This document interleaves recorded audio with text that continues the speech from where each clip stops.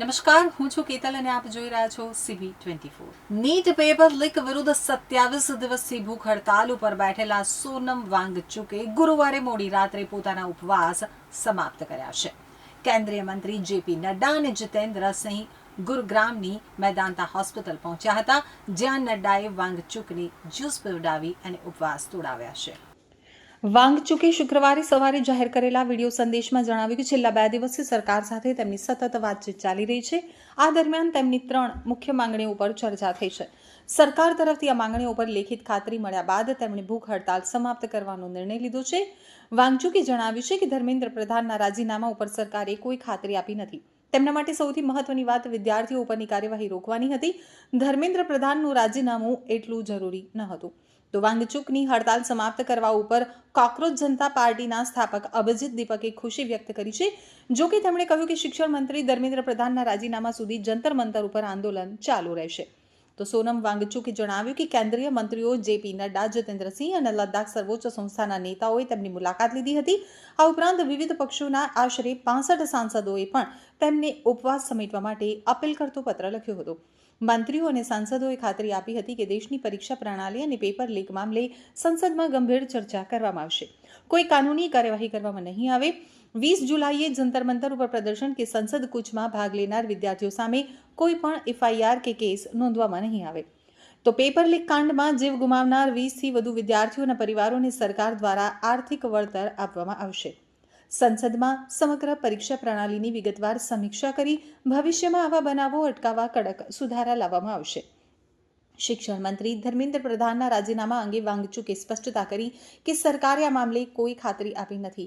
જીવન જોખમમાં નાખવા કરતાં સંઘર્ષ ચાલુ રાખવા માટે જીવિત રહેવું જરૂરી હોવાથી હજારો સમર્થકોની સલાહ મુજબ તેમણે ઉપવાસ સમાપ્ત કર્યા છે।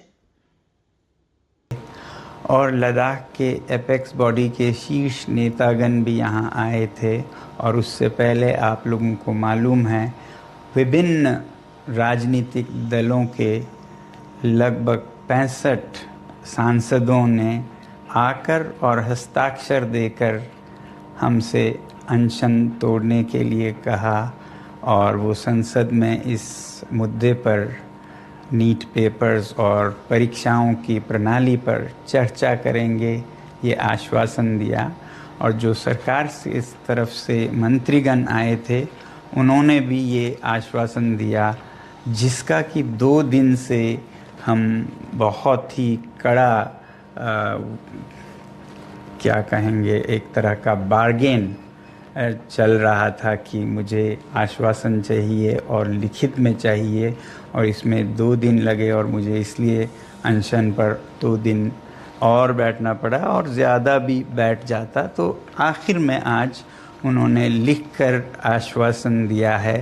Statement from the government side, government is positive on not registering cases against those protesting peacefully at Jantar Mantar in Delhi and those participating in the march to the Parliament on July 20, 2026. The government has already assured threadbare discussions to find solutions to paper leaks and educational reforms for exams in the Parliament. Besides, the government is also positively considering suitable compensations for the suicide victims of recent NEET paper leaks. ये हमारे side से Thank you. I have my leaders from the apex body of Ladakh and the KDA were also here, and they have flown all the way from Ladakh, and I'm grateful to them. Thank you.